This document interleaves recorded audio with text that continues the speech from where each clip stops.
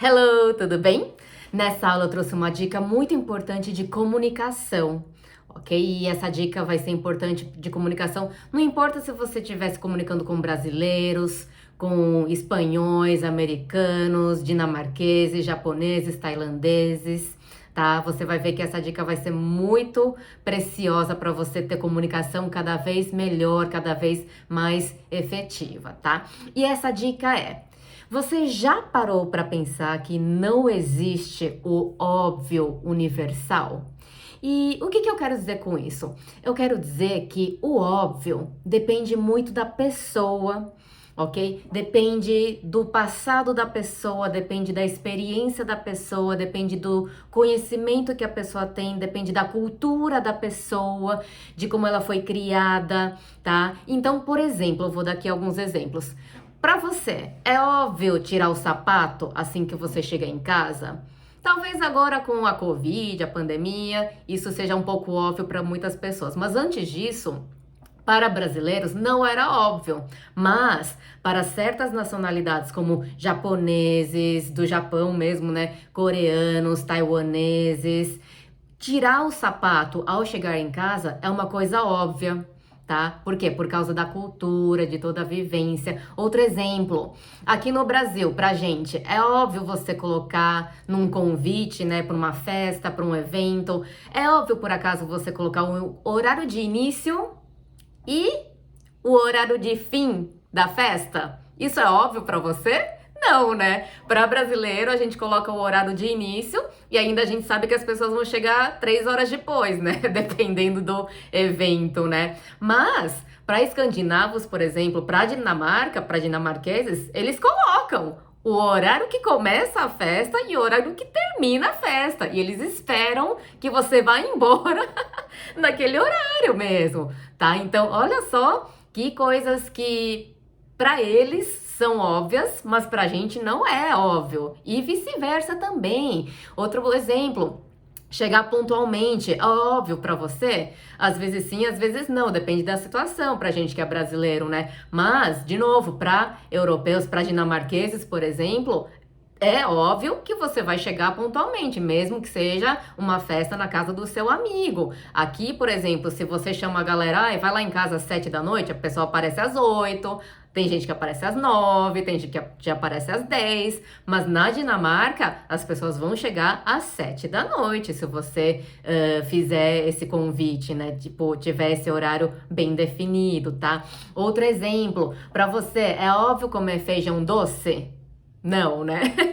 Acredito que não. Mas na Ásia, em Taiwan, por exemplo, no Japão, na China, na Tailândia, é muito comum comer feijão doce. Tanto que tem casos muito interessantes de amigos meus, por exemplo, amigos brasileiros que foram pra China, por exemplo, foram pro Japão, aí viram um pãozinho com recheio preto, acharam que era chocolate, mas não era chocolate, era recheio de feijão doce, ok? Então, na Ásia é comum comer, é óbvio, comer feijão doce. Aqui é comum, é óbvio, a gente comer feijão salgado. Abacate também, né? Então, abacate, no México, guacamole, a gente come salgado. Aqui no Brasil, tem gente que corta o abacate, joga açúcar e mistura assim e come creme de abacate, vitamina de abacate, que são doces, né? Tomar banho todos os dias, é óbvio pra você? Para brasileiro, sim, né? A gente às vezes toma 2, 3 banhos por dia também, né? Mas você sabia que para certos europeus não é óbvio tomar banho todos os dias? Gente, eu me choquei, viu? Já tive casos em Paris, por exemplo, de férias no metrô, né? Pegando o metrô lá 8 da manhã para passear e tudo mais, de ter pessoas parisienses do lado, às vezes as mulheres chiquésimas, né, super bem vestidas, mas fedidas, gente, porque não tomaram banho, e para eles não é normal tomar banho todos os dias, não é óbvio. Dinamarqueses também, já tive colegas de trabalho, quando eu trabalhei na Dinamarca, que o cara era todo assim, certinho, né, roupa super bonita, bem vestido e tal, mas fedido, porque ele não tomava banho todo dia. Inclusive, já ouvi casos de pessoas, quando o brasileiro vai fazer intercâmbio na Europa, você sabia que às vezes eles já cobram mais caro, os brasileiros, porque sabe que o brasileiro vai tomar vários banhos ou vai tomar banho todos os dias? Olha só que surreal, né? Então, uma coisa que é óbvia pra gente não necessariamente é óbvio para outra pessoa e vice-versa, tá? Mais um exemplo muito engraçado, você vai gostar desse exemplo. Escovar os dentes depois de comer é óbvio para você? A gente sempre leva, né? Deixa lá a escova de dente, pasta de dente no trabalho, porque quando a gente volta do almoço, a gente escova os dentes, né? Isso pra gente, pra brasileiro, é óbvio. Mas, de novo, para europeu não é óbvio isso. Tanto que, de novo, quando eu trabalhei na Dinamarca, depois do almoço eu ia lá escovar meus dentes e aí o pessoal, as mulheres, né, iam lá olhar e falavam assim, nossa, mas por que você tá escovando os dentes, né? Eu falei, acabei de almoçar, né? Tá lá, estranho, né? Então, de novo, tá, gente? O óbvio que por mais que pra você pareça óbvio, pode não ser óbvio para outra pessoa, tá? Por isso que eu quero que você tome muito cuidado com isso, nas suas comunicações, ok? Nas suas comunicações em inglês, em português também, porque às vezes mesmo no Brasil, falando com outro brasileiro, tem coisa que a gente acha que é óbvio, mas a pessoa não vai achar que é óbvio, né? Então, nas suas comunicações em inglês, sempre tome bastante cuidado, seja muito claro, não assuma que isso que você está falando é óbvio para outra pessoa, que ela já sabe, né? E por quê? Porque além de tudo isso, né, do que é óbvio, né, depender da vivência,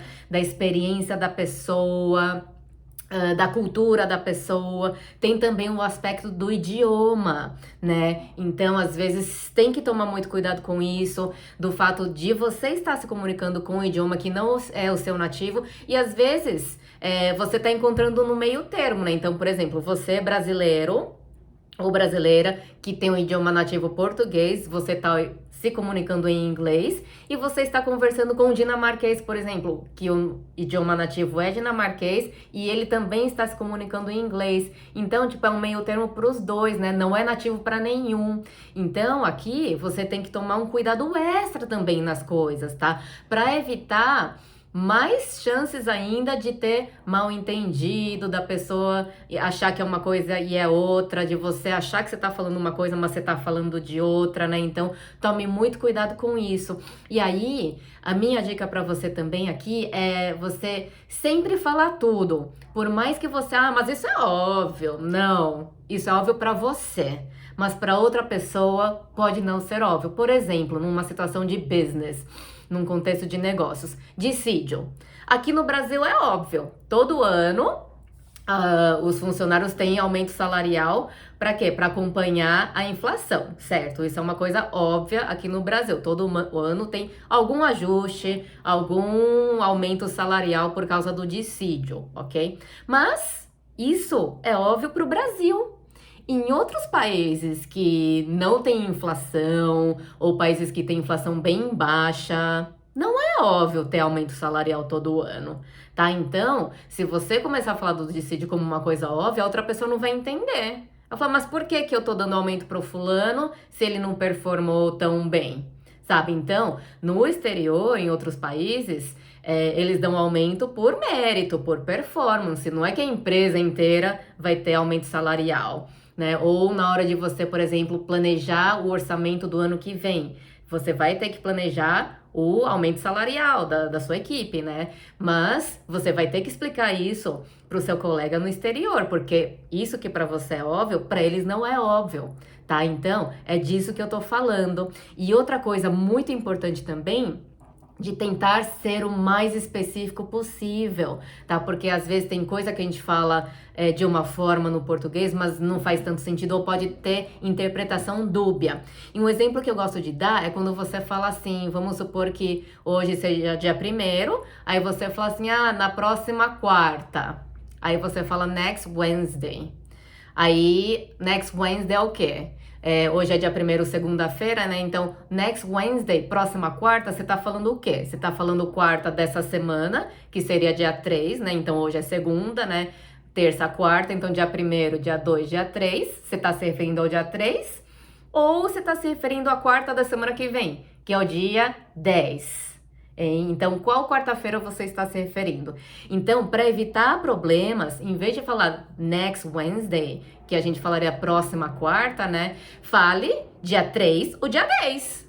Entendeu? Então, seja o mais específico possível. Isso, inclusive, é uma coisa que a gente fala bastante em Process Excellence, que é Operational Definition. Operational Definition, que é a definição operacional de alguma coisa, que é você falar algo usando palavras que qualquer pessoa que escutar aquilo lá, ela vai ter o mesmo entendimento, tá? Então, se eu falar dia 3 e falar um mês, dia 3 de junho, dia 3 de julho, dia 3 de agosto, qualquer pessoa que vê aquilo, ela vai entender que é dia 3 de julho. E se quiser por ano, coloque o ano também, tá? Então, isso não vai dar margem de interpretação. Mas se eu falar next Wednesday, isso eu posso dar margem de interpretação. A mesma coisa que falar assim, é muito longe. Mas o que é muito longe? Muito longe é, sei lá, daqui a meia hora de carro, 1 hora de carro, 45 minutos de carro, 3 horas de carro. O que é muito longe para você? Tá? Então, essas coisas, sempre que você conseguir especificar, ter um operational definition, use, tá bom? Para evitar margens de interpretação, erros de interpretação. Outro exemplo, quando você estiver falando de alguma coisa que envolva cálculos também, então você está falando de algum investimento, que, por exemplo, painéis solares. Então, você está falando que custa tanto por painel, 1.000 por painel, e aí vai precisar de 30 painéis.